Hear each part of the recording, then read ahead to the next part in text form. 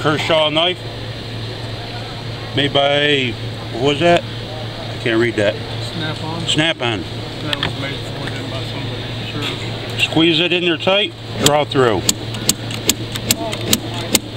Block sharpener picks up on the original edge. It don't tear the steel off. Works the original bevel back in the knife. You got a good blade, you won't devalue it. They're quick, they're simple, anyone can do it. Use your leather belt when you're done, the rough side that polishes. Just push the blade along. Bring it the other way. And tell us what you think. Nice.